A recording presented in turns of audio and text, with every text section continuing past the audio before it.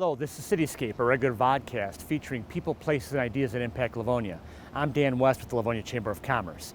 Today we will talk to the president of Schoolcraft College about some of the school's new construction projects that are strategically designed to quickly move students from the classroom and into a career.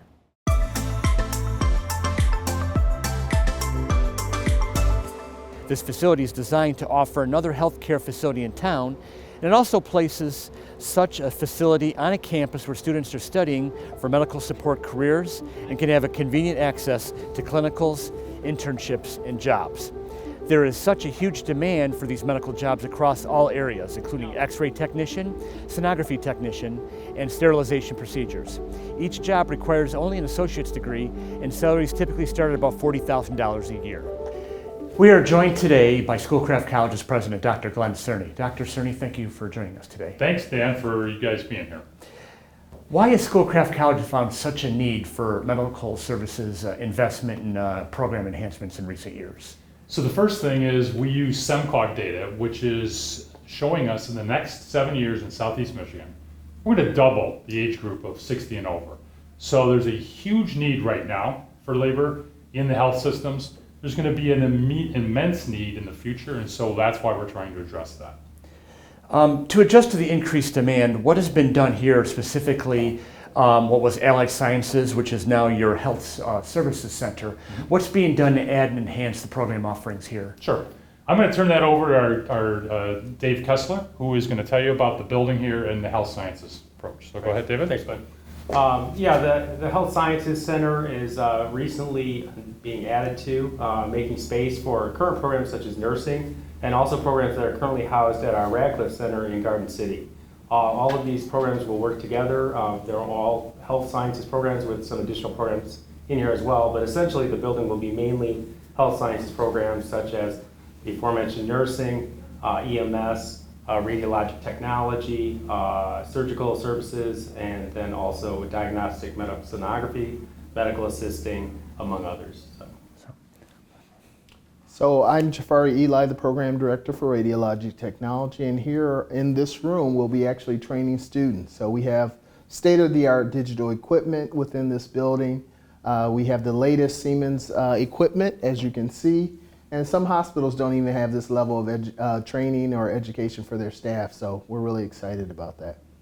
Now, there's a lot of healthcare organizations in the area. They're all looking for help. I'm sure all you gentlemen are getting hounded by these hospitals saying, give me help, give me help. Glenn, can you talk to that a little bit? Yeah, absolutely. So our partners, Trinity, came to us about 2 years ago, and that's the reason why they're on our campus, is that they understood that the need for shortages in labor were going to happen. And so they wanted to get ahead of that. So by locating their facility here, they get it ground up because now they get students that are here getting experiential learning in their center. At the same time, they're able to recruit during that process. We're training them here. So they're excited about being here. But Beaumont across the street, same thing. We're partnering with them on clinicals and experiences. U of M's adding space, and also Henry Ford down the road. So. From a college perspective, what is the advantage of having a facility like the Livonia Medical Center on campus? Sure. Well, first advantage is our radiology program would not be here if it not be for Trinity. Part of the process that the college is doing is using our assets on 275, land that's very valuable that we could put into a kind of a revenue generating piece so we could fund programs like radiology and surge tech and sterile processing. So that's one thing. The second thing is getting the clinical experiences linking. But third, getting integration of their experience and their programming. Donna Moore, who used to be head of radiology over at St. Joe's, retired, and we brought her over here to partner. Okay. We learned that through the project, through the construction, working with Trinity. And so they're partnering with us on the actual curriculum here. Share with us the highlights of the Livonia Medical Center overall, not every detail and all that stuff. I know we're going to see it in a moment here. Yeah. But share with us the highlights of what you have here on campus. So it's a 124,000 square feet ambulatory care facility. It's got 4 ORs. There's going to be a 5th one that will open up. So they can run 23-hour surgery there. They also have a 4-story medical office building, about 92,000 square feet. So it's 36,000 of surgical, 92,000 of medical office building. It's got a pharmacy. It's got outpatient labs. It's got 10,000 square feet of advanced imaging. So that's CT scan, regular imaging, and MRI. There's a mobile right now. They're looking at doing a fixed MRI. So it's a pretty state-of-the-art facility with a lot of parking and a lot of visibility on 275.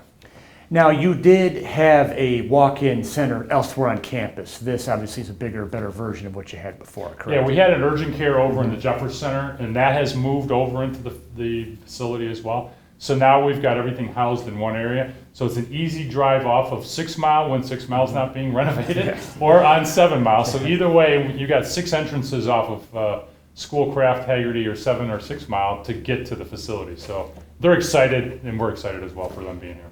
Dr. Cerny, one quick question about the college in general. How many students are being served by the college this fall? And I guess explain to us how close to normal are you these days? Good question, Dan. So we're 8,700 students. We usually are at around 9,900 students. We're getting close. 46% of our classes right now are face-to-face.